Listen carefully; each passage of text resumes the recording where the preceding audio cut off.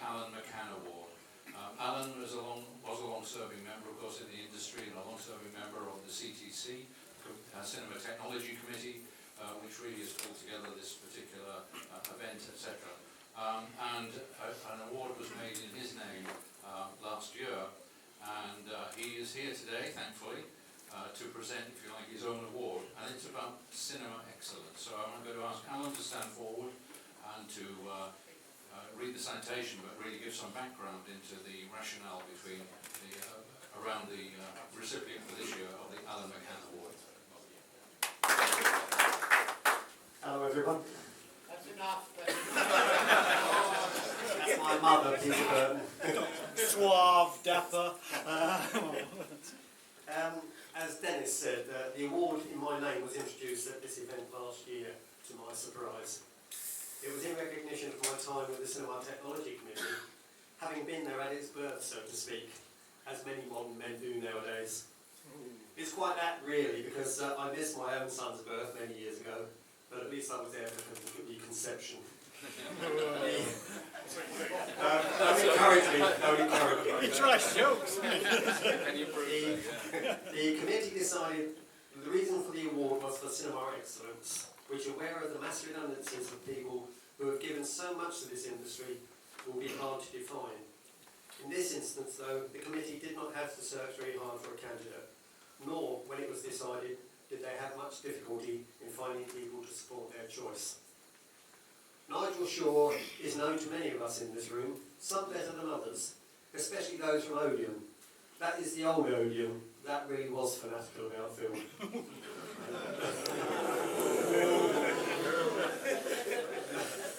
He's retired. I told you not to encourage me. Nigel began his cinema life at the Gaumont, now Odeon Bournemouth, working with the then very young Bob Bksts. As Bob says of Nigel, we had some good laughs together, but he remembers Nigel not only as a work colleague, but as a very good friend. He remembers also when Nigel went to the Paul Arts Centre, where he met Frank Jordan. That opened the door to Rank Audiovisual, then later to join Sound Associates, before setting up his own company, MSS Imagineering. It was while he was at Sound Associates that I first met Nigel over 28 years ago at my old cinema, the Classic Hastings. It was undergoing a £1 million refurbishment, and Nigel was one of the installation engineers. However, it was later on that I really got to know Nigel, when he became part of the Cinema Technology Committee, and he took part in many of the training courses around the country. It was his practical approach to projection maintenance, and more so, his ability to explain in an uncomplicated way that must have helped so many newcomers to our industry. Bob Bksts had many other things to say about Nigel, not least his willingness to help with anything thrown at him. He finished up saying he couldn't think of anybody better to receive it, and others too had very many good things to say. From Nigel Walland, for many years the chief projectionist at the Odeon Leicester Square, Nigel says, "I cannot thank you enough for all the time and things that you did for us at the Square. You always found time for everything, and nothing was too much trouble. I was always amazed at what you had in your spares department, and if you didn't have it, you made it." Many congratulations on your award. From Steve Larkham, formerly chief of the Odeon West End. "I can think of no one more worthy of the award for cinema excellence.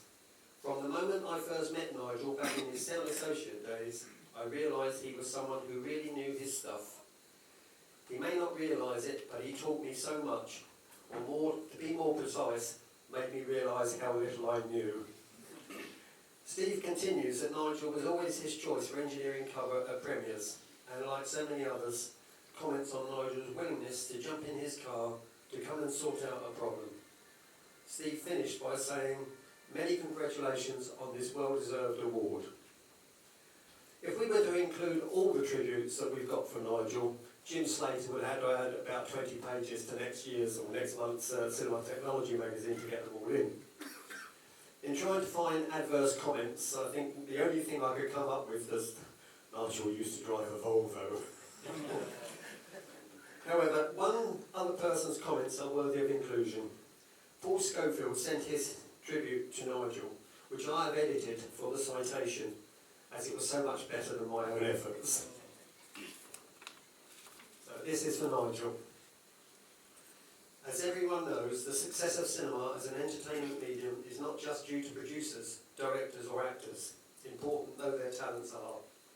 Of course, their films have to be able to generate genuine intrigue and excitement to entice audiences into our cinemas. But the cinemas we build, the equipment we install, and importantly, the people who are involved in the creation and operation of our cinema environments have also been essential elements in delivering a successful cinema experience. And although largely missing these days, there is one important essential element that has helped to achieve success in our cinemas. That is the dedication of the backroom boys who look after our cinemas, from installation through to operation.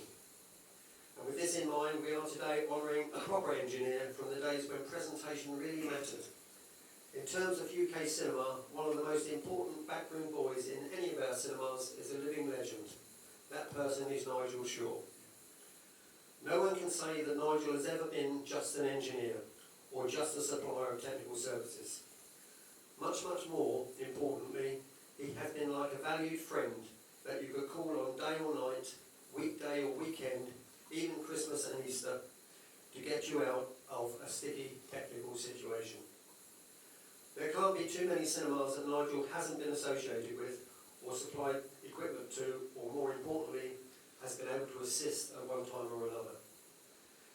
Anyone who has come in contact with Nigel over the years will agree that he has always been a realist, always ready to debate and philosophise about the state of our industry, usually accompanied with a sense of humour. His uncanny ability was in resolving a problem, followed by a hot brew and a well-earned ciggy. Nigel has been for many years one of the great cinema engineers. His electrical and mechanical knowledge of projection and other film equipment is phenomenal. And on sound systems, he has a keen ear on what film should sound like. He accepted the challenges of the new digital age, adding this knowledge to his repertoire. He can and will work with all manner of equipment and get the best from it. And yet he is an unselfish and humble person, ready to jump in his car and to drive for miles and miles if it would mean getting somebody out of trouble. The Cinema Technology Committee introduced the Owen McCann Award for Cinema Excellence. The award for 2013 deservedly goes to Mr. Nigel Shaw.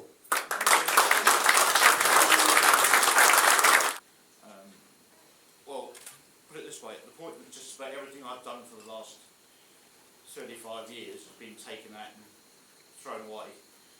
I've sort of got decommissioned at the same time, just I didn't quite see that one coming. So, yeah, I don't do a lot these days. The one thing I will say is that all the years I've spent in the cinema, I've had enormous fun doing it. It's never been a job. I've enjoyed doing it. I've seen half the world at somebody else's expense, which is always a good way to do it. And I'm glad I have, because I enjoyed every bit of that as well. And that was from sort of all sorts of strange places to 6,000 foot up a mountain in China. But I've had huge fun doing it, and there's been, the whole industry has been surrounded by so many good people, and everybody knows everybody else. And if you ever get stuck with something, you can always pick up the phone and talk to somebody else. And that's the way it's worked, and that's what I think I'll miss. I mean, with what's happening now in the digital world, I can get really quite enthusiastic about that. Unfortunately, it means that sadly I'm not going to get involved in it. But I read about all these sort of things, and you think, yeah, it's it would be good to get involved, but unfortunately things have transpired that I won't. But yeah, I really appreciate getting this. I'm very proud to accept this, and I hope what the citation for receiving this award, I think I've tried to do that, and obviously other people think I have as well. So great. Thanks very much, Steve.